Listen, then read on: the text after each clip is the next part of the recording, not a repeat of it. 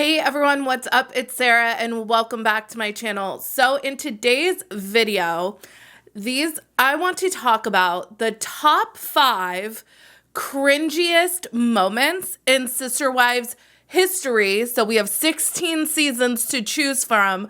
I have seen articles that discussed cringy moments. I've seen on Reddit cringy moments discussed. And these are, in my opinion, the top cringe of the cringe. So these aren't the only cringe moments. And by all means, comment what was cringy to you that maybe I don't discuss in this video. But for me, these were my top 5. Before we get started, I will give an honorable mention to all of the times that Cody says he wasn't attracted to one of his wives or that he didn't want to be intimate with one of his wives. The list is too many to name and to count all of the times he may have, described not being attracted to Christine, not wanting to be intimate with Meri, the nacho incident, the fact that he would describe his relationship with Janelle as like guy pals. There's just a lot. Another honorable mention that I'm not going to talk about in this video that I did see talked about quite a bit as far as the cringe factor would be the catfish scandal. To me, neither Cody nor Meri, well, especially Meri, does not really acknowledge any fault of hers in the catfish scandal. This really did lead to the demise of their marriage, but the scandal has been belabored. Meri has taken on the role as she was duped and doesn't really take accountability. And then Cody has just really used this as an excuse to exit stage left of any kind of responsibility to Meri as a husband. So that's been heavily discussed. It will probably continue to be heavily discussed. So honorable mention goes out to the catfish scandal. And, what it really boils down to is that Cody and Meri's relationship was so toxic, this family dynamic was so toxic, that Meri was just lonely and looking for companionship online. And yes, that is an incredible oversimplification. Like I said in the beginning of this video, please feel free to add to this list, discuss in the comments moments you have thought were incredibly cringe. Like I said, these were just the moments that had either viewers going, "What?" or just like, "Oh my God, that was so insanely problematic," or like, my eyes. These were, like I said, these are my top 5. Okay, so coming in at number 5 for me was Cody's swimming in the pond at Coyote Pass. They're all suddenly taking off their clothes. They're getting in, and all we can do at this point is feel helpless. All we can do at this point is cheer them on. Or join them. Listen, you can't unsee what you're about to see.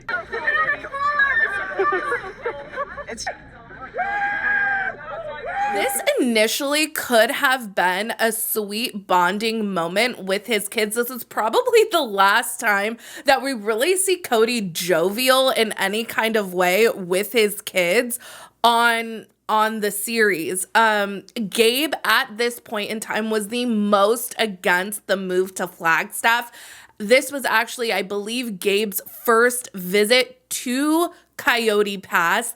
So, initially seeing, all the kids get together, have this, bonding moment should have been touching, but it literally turned icky quite fast. First off, God knows what was in that water. Seeing all the moms film, especially overprotective Robyn. Dayton gets in the water. Like seeing her just filming it and not freaking out at what could be, living in that water, bacteria-wise, was quite something to behold. A lot of people were like, "Ooh, don't jump in the water. But they totally did. So there was that ick factor. Then Kody strips down to underwear so small that it had to be blurred out on TV. And this definitely, you know, with his swimming with his teenage kids, they were probably just like, oh my God, Dad. Pure embarrassment for them.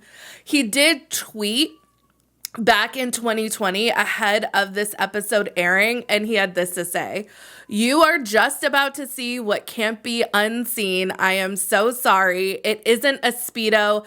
Just having fun with my kids. Hashtag sister wives." I do kind of wish that they would go back to live tweeting the episodes. I know the reason why they don't, I'm sure, is because the veil has just completely been lifted and there's very little redeemable about Kody and kind of Robyn too. So, I mean, I don't think live tweeting is very fun for them anymore, but I do kind of wish they would go back to live tweeting. Okay, number 4 for me is Robyn's revisionist family portrait. The next thing that we're going to do is I'm going to give Cody the gift that I have for him.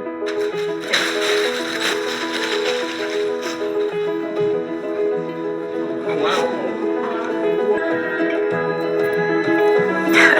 Sorry. I got a picture of the kids. And I got a picture of you. And I created a moment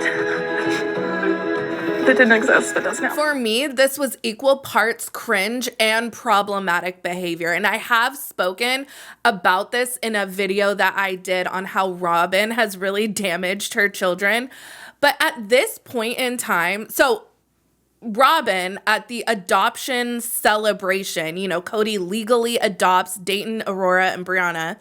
At this point in time, they speak on the show about how these 3 kids still have a relationship with their biological children. Also, these kids are not babies. Dayton is a teenager. You know, these are like older kids, pre-teens.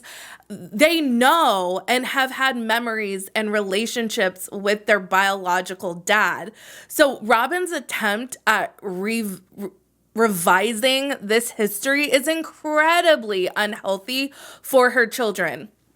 There are healthy ways to blend families. There are therapists who speak on this all the time. This is by no means the first time that a family has been blended, but this for sure is not it. Especially if you are not keeping your kids away from their biological dad. I wouldn't go so far as to say they were encouraging a relationship, but they weren't denying a relationship either, from what we saw on the series. So having Kody be put in place of their biological dad is just, no. And not only was this really unhealthy for Dayton, Aurora, and Brianna, but it's also unhealthy for the other biological children in the Brown family.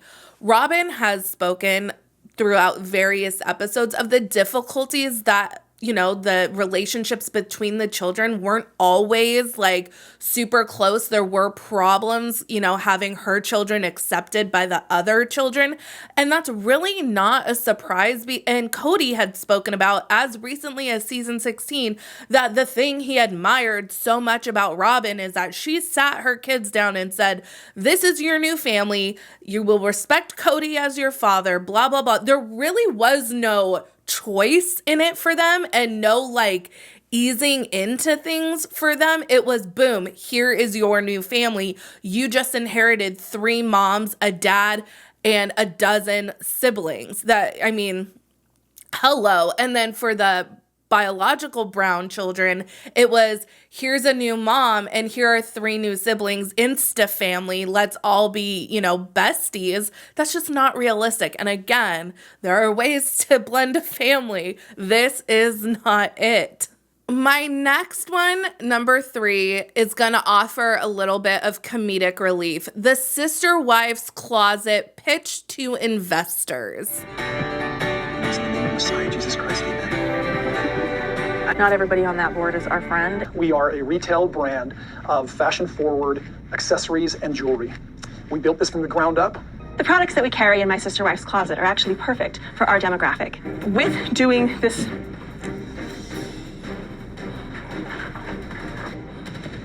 when they purchase jewelry, ironically enough, they purchase jewelry for themselves. I think of our customer, sorry, when I think of our customer, I see a very hardworking woman. She goes to work every day. She comes home and works hard every day. You know, it's a lot of constant paying attention to the customer. This is well, all departments in a business are very important to the customer. This is like the last most important one, where we actually need to pay attention to what it is the customer is getting, make sure the quality is Now, good. if you're ever wondering why my sister wife's closet didn't take off like, you know, Skims or Kylie Cosmetics or any of the other Kardashian brands, I think you can look no further than this pitch to possible investors.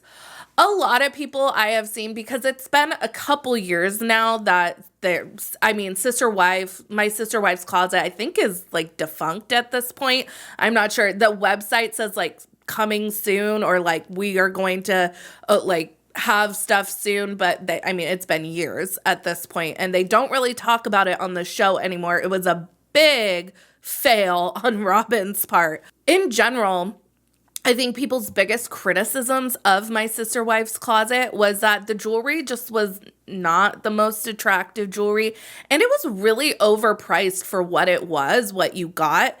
But, you know, in general, me personally, just watching this pitch, I do think if the jewelry was less expensive, if it was at a better price point, if they had done any sort of research into their, you know, potential, you know, customer base, then they would have realized that this price point was way too high. So if they brought down the price, it would have sold a lot more. And regarding the jewelry itself, like, you know, different strokes for different folks. They did have quite a few sales going into this investor meeting. So I mean, if they did any kind of market research, they could have been more successful than they were. Robyn actually cried during this pitch. And I guess that's not surprising because, you know, Robyn's nickname is Sobbin' Robyn for a lot of people. But my God, that is so unprofessional. I won't say it's like the most unprofessional thing that's ever happened in a sales pitch meeting. I mean, could you imagine Mike from 90 Day Fiancé would probably be burping and farting and drooling all over the place? But this was seriously a bad look. And how uncomfortable for potential investors. Like, you're so impassioned about your project, that's good, but I mean, like, to the point of tears, I don't know. None of these adults, it would appear, has ever taken a business class.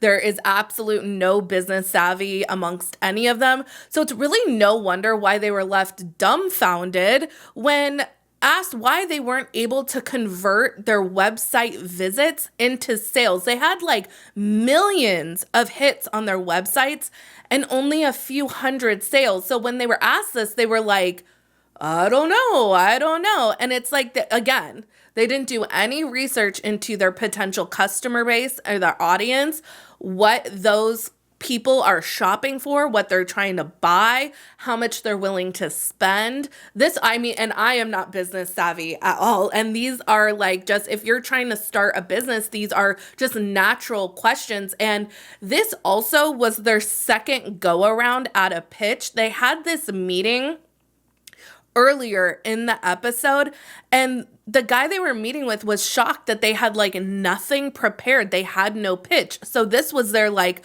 official pitch, and it was just a big fail. I guess this is why probably Robyn has not returned to the workforce, because who wants to get super embarrassed a second time? I mean, I guess I could kind of understand that. Number 2 for me is Cody's birds and the bees talk with McKelty and then boyfriend John. I am very well aware of how the heart works. And what we want to prevent as parents is the danger zones. Kissing, holding hands, that all leads to broken hearts. She's got my biology, so I know if she holds your hand, she's going to really like you. And because of the biology, she's going to think she's in love with you. When you kiss, the person that you kiss, their hormones go into your mouth, and it registers certain things that will stimulate both the heart and the body for other reasons, okay? It's a very biological thing. You know what? I've read enough science on it to feel like science backs me.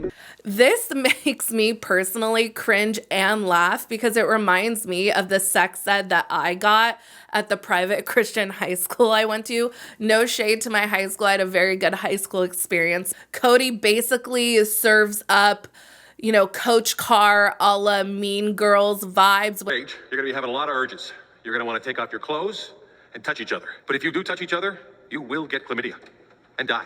You would actually think that with 4 whole ass wives, Cody would be at kind of a unique advantage given, you know, to give advice on relationships and relationship dynamics. But, you know, that would actually entail that Cody be good at relationships and, you know, definitely wasn't. He keeps referencing like, this is biology. Hormones will be passed between you if you kiss. And it's like, okay. And, you know, it's really funny, too, because the kids are just sitting there hysterically laughing about, you know, in their interview about their dad's little speech. Him saying that McKelty has his biology, so if she holds his hand, she's really going to like you. I mean, I guess, John, don't go eating platefuls of nachos in front of McKelty because then you're really going to gross her out, right? For me, the most cringe and problematic moment in Sister Wives over the course of 16 seasons, and I have discussed it in a previous video, is Robyn's purity speech. You have this purity, and this purity has to do with your body, and this purity has to do with your mind, and has to do with your heart. I'm actually going to be talking to the kids about the biggest mistake I ever made in my life. I have to say I was rebellious. One girl, she took her purity, and she gave it to someone who begged for it. So she gave it away. She gave away her purity. I actually made a mistake, and I changed my standards. This kid that I started dating was my first kiss, and there was only one thing that he wanted. And so I got pregnant. And she spent her whole life trying to get it back, but you only have one. And it broke her heart, and she spent her whole life being sad about it. And then when she finally found the guy that she was supposed to be with, she had to go to him and say, look, I gave away my purity to someone else. He kind of stole it from me. This was fucked up on so many levels. I think it's pretty easily understood that you could convey a message of chastity if that's your thing and you're wanting to, you know, instill that value into your children. If that's your thing, you can absolutely convey that message without making your children feel like they were mistakes or that your purity was stolen. We see in this clip, and the last time I spoke about Robyn's purity speech, people pointed it out that the camera pans to Christine and she just looks like she's about to burst into laughter. But in that same clip, you can also see Aurora, who is a product of this toxic relationship that Robyn speaks of, looking totally dejected and heartbroken as her mom is speaking. And it's really sad to see that that is the kind of emotion that Aurora is emoting while her mom is speaking. Hence why her mom should not be having this kind of conversation in front of the product of that marriage. Robyn only ever speaks about her ex-husband and that 9-year marriage that produced 3 children. She only ever speaks about that with an immense amount of regret. She says how it was traumatic, abusive. She had to leave, even though her ex-husband was the one who filed for divorce. So there's lots of speculation as to what the real reason for the demise of the marriage was, but we only have Robyn's words, so that's all we have to go on. This trauma that Robyn speaks of is something that, for the sake of her children, she should work out in therapy and not in front of her kids. I mean, a therapist could absolutely help walk you through the end of this relationship, the end of this marriage, and how to talk about it with your children without making your children feel as if they are something you regret, which is something Robyn has epically failed at for many, many years. And that, my friends, is why this moment is the absolute most cringe for me. What are some of the most cringe moments for you? Let me know down in the comments. Make sure you like this video, subscribe to my channel, follow me on Instagram and Twitter at Reality Squad, and I'll catch you guys in the next video. Take care. Have a good one. Much love.